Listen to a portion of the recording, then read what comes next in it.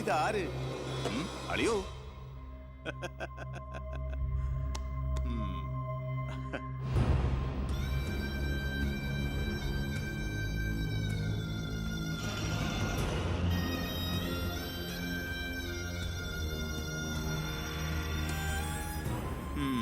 ഒരു ദൂരയാത്ര കഴിഞ്ഞ് വരുന്ന ലക്ഷണമുണ്ടല്ലോ.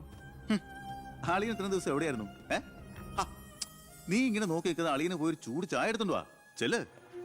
എന്തിനാ ഇപ്പൊ അങ്ങോട്ട് വന്നത്? കാണണ്ട നിന്നെ എനിക്ക്. വീട്ടിലൊരു നല്ല കാര്യം നടക്കുമ്പോ നാട് നന്നാക്കാൻ നടക്കുന്നു. മന്ത്രിയായി നിന്റെ അച്ഛനൊക്കെ തിരക്കുണ്ടോടാ നിനക്ക്? ഞാനില്ലായിരുന്നെങ്കിൽ എന്താമേ, ഇവിടുത്തെ കാര്യങ്ങളൊക്കെ ഭംഗിയായിട്ട് നടത്താൻ എല്ലാരും ഉണ്ടല്ലോ. എത്തിയോ വിമതൻ? വിമതൻ ചെറുപ്പകാലത്ത് ആവേശമായിരുന്നു എനിക്ക് എന്റെ അച്ഛൻ. മനസ്സുകൊണ്ട് രാഷ്ട്രീയ ഗുരുവെ കണ്ടിട്ടാ ഞാൻ രാഷ്ട്രീയത്തിലേക്ക് ഇറങ്ങിയത്. പക്ഷേ അടുത്തറിഞ്ഞപ്പോ തെറ്റുകളിൽ നിന്നും തെറ്റുകളിലേക്കാണല്ലോ അച്ഛൻ പോയിക്കൊണ്ടിരിക്കുന്നത്. എന്റെ കൂടെപ്പുറപ്പിനെ മനസ്സിലാക്കിയില്ലല്ലോ. വളരെ വിഷമമുണ്ട്, സഹതാപമുണ്ട്.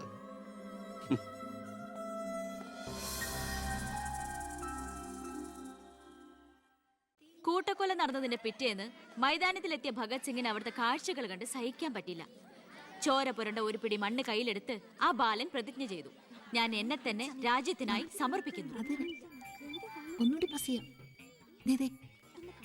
എന്താ അവിടെ നോക്കട്ടെ, എവിടുന്നത് ചോദിച്ചാടില്ലേ?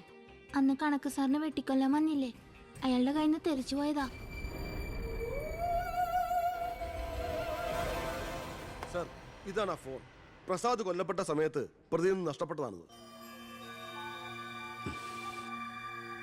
സർ, പ്രസാദ് കൊല ചെയ്യപ്പെടുന്നതിന് മുമ്പ് ഈ ഫോണിൽ നിന്നുള്ള ലാസ്റ്റ് ഔട്ട് ഗോയിങ് കോള് മന്ത്രി ബാലഗംഗാധരന്റെ ഫോണിലേക്കായിരുന്നു. റിമാൻഡിൽ കഴിയുന്ന പ്രതിയെ വീണ്ടും ചോദ്യം ചെയ്തപ്പോ മന്ത്രിയുടെ പങ്കിനെ കുറിച്ച് വ്യക്തമായ സൂചന ലഭിച്ചിട്ടുണ്ട് സർ. അത് മാത്രമല്ല സർ, മണിമലയാർ ഡാം അഴിമതി കേസിൽ 2 വട്ടം നോട്ടീസ് അയച്ചിട്ടും മേനോ ഹാജരായിട്ടില്ല. തനിക്കിതൊന്നും ബാധയല്ല എന്ന മട്ട മേനോനുള്ളത്. ഇപ്പൊ വാറന്റ് ഇഷ്യൂ ഉണ്ട്. എങ്ങനെയാണോ തന്റെ അച്ഛനെ ഇതിൽ നിന്നൊന്ന് രക്ഷപ്പെടുത്തിയെടുക്കുക? അച്ഛൻ ശിക്ഷിക്കപ്പെടണമെന്ന് ലോകത്ത് ഒരു മകനും ആഗ്രഹിക്കില്ല, ഞാനും. പക്ഷെ ആര് കുറ്റം ചെയ്താലും ശിക്ഷിക്കപ്പെടണം സാർ. പ്രത്യേകിച്ച് ജനങ്ങൾക്ക് മാതൃകയാകേണ്ടവർ. ശിക്ഷയിൽ നിന്ന് രക്ഷപ്പെടുമ്പോഴാണ് വീണ്ടും വീണ്ടും തെറ്റുകൾ ചെയ്യാനുള്ള ആത്മധൈര്യം കൂടുന്നത്. ഇത് അച്ഛനെ രക്ഷപ്പെടുത്തലായി നമുക്ക് കണക്കാക്കാം. തെറ്റുകൾ തിരുത്താനും പശ്ചാത്തപിക്കാനുള്ള ഒരു അവസരം. ഒരുപക്ഷെ ഇതിലൂടെ ഒരു മനമാറ്റം അച്ഛനുണ്ടായാൽ. അല്ലേ സാർ? കൂടുതലൊന്നും ഇക്കാര്യത്തിൽ എനിക്ക് പറയാനില്ല.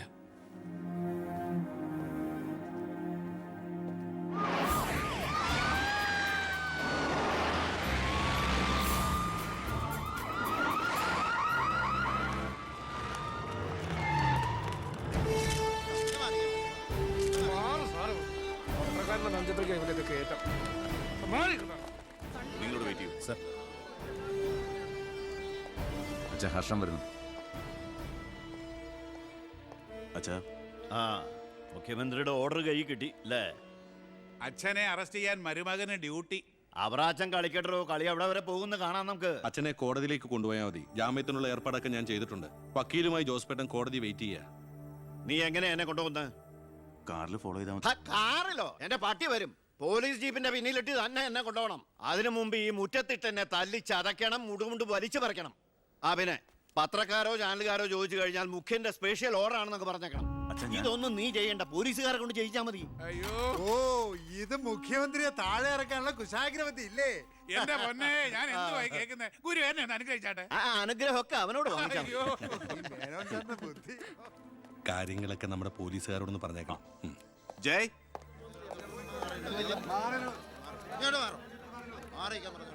പത്രക്കാരും ചാനലുകാരും ഒക്കെ റെഡിയാ. എന്നാ പിന്നെ തുടങ്ങിക്കോ. നടക്കണം സാർ. പിടിച്ച് തള്ളൂ.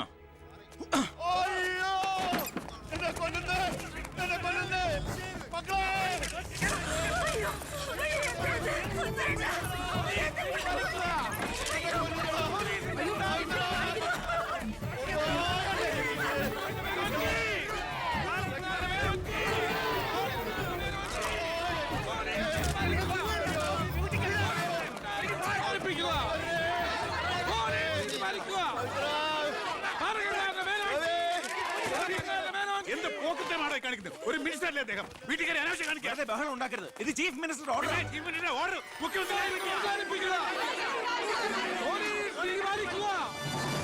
നമസ്കാരം. പ്രധാന വാർത്തകൾ. മന്ത്രി ബാലഗംഗാധര മേനോന്റെ അറസ്റ്റിൽ പ്രതിഷേധിച്ച് കേരളത്തിൽ പലയിടങ്ങളിലും അക്രമങ്ങൾ.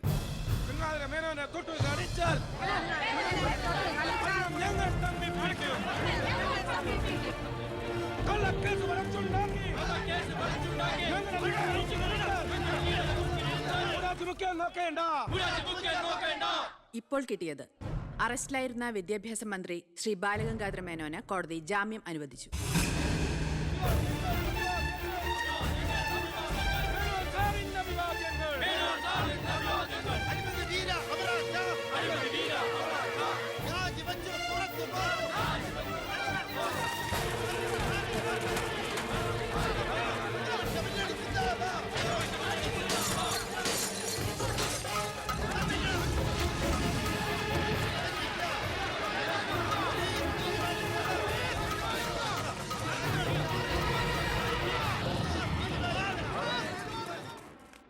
എടോ മേന്നെ, എന്നെ താഴെ ഇറക്കാൻ താൻ കളിച്ച കളി വളരെ ചീപ്പായി പോയി.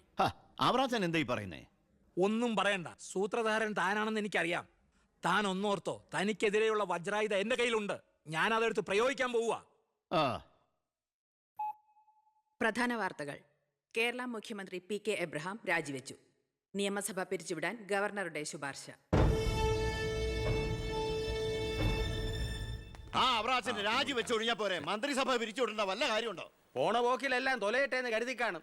ഉത്തരത്തിലിരിക്കുന്ന എടുക്കാൻ പോയി ഇപ്പൊ കക്ഷത്തിരുന്ന പോയില്ലേ? ഞാൻ ഉദ്ദേശിച്ച നാളത്തെ പത്രവാർത്തകളെയാണ്. ഇപ്പോൾ കിട്ടിയ വാർത്ത, കേരള നിയമസഭ പിരിച്ചുവിട്ടു, തെരഞ്ഞെടുപ്പ് ഉടൻ. ഇനിയൊരു തെരഞ്ഞെടുപ്പിനെ നേരിടാനോ മുഖ്യമന്ത്രിയാവാനോ ഞാനില്ല. അതെന്താ, KDF-ന് ഭൂരിപക്ഷം കിട്ടില്ല എന്ന് കരുതിയിട്ട്? അല്ല, ഒന്നുകൂടി ആലോചിച്ചിട്ട്. ഇല്ലടോ, എനിക്ക് മടുത്തു. വേണ്ട, ഞാൻ നിർബന്ധിക്കുന്നില്ല. അപ്പൊ പിന്നെ അടുത്ത മുഖ്യമന്ത്രി എന്താ ഇത്ര സംശയം? താൻ തന്നെ. എന്താ, എന്തു പറ്റി? ഒന്നുമില്ല. ഇനി മുഖ്യമന്ത്രി സ്ഥാനത്തേക്ക് പറ്റിയ ഏക നസ്രാണി താൻ മാത്ര. മുഖ്യമന്ത്രി തൊമ്മൻ ചാക്കോ. ഞാനിത് സ്വപ്നത്തിൽ പോലും ആഗ്രഹിച്ചിട്ടില്ല. ഒന്ന് ചുമ്മാ പോടോ. ഞാൻ മാറണമെന്ന് താൻ മനസ്സുകൊണ്ട് ആഗ്രഹിച്ചിട്ടില്ലടോ തനിക്ക് മുഖ്യമന്ത്രിയാവാൻ. ഞാനോ? എന്താ ഈ പറയണേ? Excuse me sir. വാ വാ വാ. എന്തിനാ സാർ എന്നെ അത്യാവശ്യമായിട്ട് വിളിപ്പിച്ചത്? സന്തോഷമുള്ള ഒരു കാര്യം പറയാനാ വിളിപ്പിച്ചത്. പറയട്ടോടോ. തന്നെ ചിറ്റാരിക്കര മണ്ഡലത്തിലെ സ്ഥാനാർത്ഥിയാക്കണമെന്ന എല്ലാവരുടെയും താല്പര്യം. എന്താ? അപ്പൊ അച്ഛൻ? എടോ, മേനോന്റെ പേരിൽ അഴിമതി ആരോപണവും കേസും ഒക്കെ ഉള്ള നിലയ്ക്ക് 8 നിലയിൽ പൊട്ടുമെന്ന കാര്യത്തിൽ സംശയമില്ല. നമ്മുടെ മുന്നണിക്ക് ഭൂരിപക്ഷം കിട്ടുമെന്ന് ഉറപ്പില്ലാത്ത സാഹചര്യത്തിൽ ഒരു സീറ്റ് കളഞ്ഞു കുളിക്കാൻ പറ്റില്ല. താൻ ഒന്നുകൊണ്ടും പേടിക്കണടോ, താൻ ജയിക്കും. വർക്ക് തുടങ്ങിക്കോ. ഒരു MLA ആകണമെന്ന മോഹമൊന്നും ഇതുവരെ ഉണ്ടായിട്ടില്ല. എങ്കിലും പാർട്ടിയുടെ തീരുമാനം ഞാൻ ആദരവോടെ സ്വീകരിക്കുന്നു. All the best. Thank you sir. ജയിച്ച് MLA ആവുമ്പോ എന്നെ മുഖ്യമന്ത്രിയാക്കാൻ കൂടെ നിക്കണേ.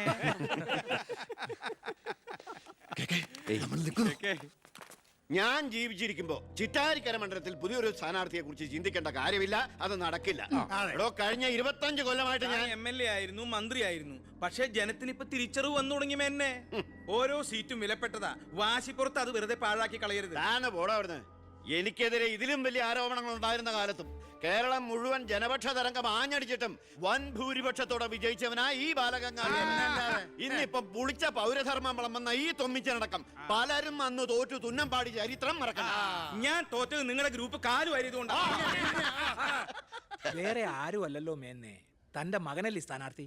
കൊള്ളാം. അവറാച്ചന്റെ 18ാമത്തെ അടവ് കൊള്ളാം. അച്ഛനെതിരായി മകനെ വെച്ച് കളിക്കുക. ഇതേ പിള്ളേര് കളിയല്ല. ജനപക്ഷത്തിന്റെ സ്ഥാനാർത്ഥി നിസാരക്കാരനല്ല. എന്തൊക്കെ പറഞ്ഞാലും മുഖ്യമന്ത്രി രാജിവെക്കുന്ന കാര്യമല്ല. പിന്നെ ചിറ്റാരിക്കര മേനോൻ സാറിന് തന്നെ വേണം. അതൊഴികെ മറ്റെല്ലാ സ്ഥാനാർത്ഥികളെയും നമുക്ക് അംഗീകരിക്കാം. പക്ഷേ മേനോൻ സാറിനെ മാറ്റി നിർത്തിക്കൊണ്ടുള്ള ഒരു ഒത്തുതീർപ്പിനും ഞങ്ങൾ ആരും തയ്യാറില്ല. അതെ, മേനോനെ സ്ഥാനാർത്ഥിയാക്കിക്കൊണ്ടുള്ള ഒരു ഒത്തുതീർപ്പിന് ഞങ്ങൾ നേരല്ല. പാർട്ടി പുലർത്തി പോകാൻ നിന്നവരവര്. തെരഞ്ഞെടുപ്പ് പെട്ടെന്ന് വന്നപ്പോ ഇവിടെ തന്നെ കൂടി. ഈ മുന്നണി വിട്ട് എന്നാൽ പൂ വിട്ട് സ്വീകരിക്കും ജനപക്ഷ മുന്നണി. എന്റെ ഗ്രൂപ്പിന് KDF-ൽ കിട്ടുന്നതിനേക്കാൾ കൂടുതൽ സീറ്റ് കിട്ടുകയും ചെയ്യും. ദിവാകര, ഇനി ഇവിടെ നിൽക്കണ്ട, വാടോ പോകാം. അയ്യേ, നിങ്ങൾ ഇവിടെ ഇരിക്കി. ആരെങ്കിലും എന്തെങ്കിലും തമാശ പറഞ്ഞു വെച്ചാൽ അത് കാര്യാക്കുക. ചിറ്റാരിക്കരയിൽ മേനോൻ തന്നെ സ്ഥാനാർത്ഥി. അപ്പം നമ്മൾ ഗ്രൂപ്പെല്ലാം മറന്ന് തെരഞ്ഞെടുപ്പിനെ ഒറ്റക്കെട്ടായി നേരിടുന്നു. ഇനി എല്ലാവരും ഒന്ന് കൈയടിച്ച് പാസ്സാക്കി.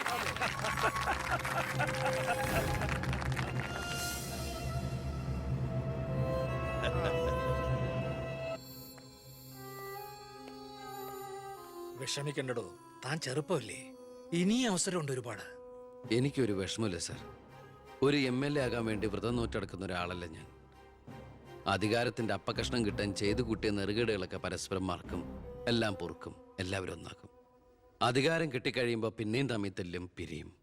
പക്ഷേ കൂടെ നിൽക്കുന്ന എന്നെ പോലുള്ള അണികൾക്ക് അത് ചിലപ്പോൾ ഉൾക്കൊള്ളാൻ കഴിഞ്ഞെന്ന് വരില്ല, എളുപ്പം ദഹിച്ചെന്ന് വരില്ല.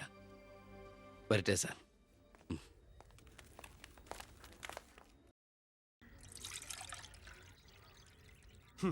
പാർട്ടി പോകാൻ പറ. അവരവരുടെ സീറ്റ് നിലനിർത്താൻ വേണ്ടി എല്ലാം മറന്ന് അവരൊന്നായി.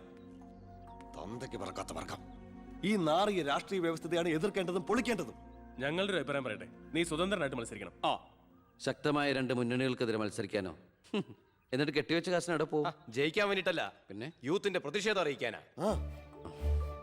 എന്നാലും അച്ഛനെതിരായിട്ട്. അച്ഛനെതിരായിട്ടല്ല, അച്ഛന്റെ രാഷ്ട്രീയ നയങ്ങൾക്കെതിരായിട്ടാണെന്ന് എപ്പോഴും നീ പറയാറില്ലേ, അതുകൊണ്ടാ. പോലീസുകാർക്ക് രാഷ്ട്രീയം പാടില്ലെന്നാ. എങ്കിലും ഒന്ന് പറയാം, ഞാൻ ഇവരുടെ അഭിപ്രായത്തോട് പൂർണ്ണമായി യോജിക്കുന്നു. എന്താടോ, മത്സരിച്ചുകൂടെ? അധികാരമില്ലാതെ താൻ ഇവിടെ കിടന്ന് വിളിച്ചു കൂവിയിട്ടും പോരാടിയിട്ടും ഇവിടെ ഒരു മാറ്റവും സംഭവിക്കാൻ പോകുന്നില്ല.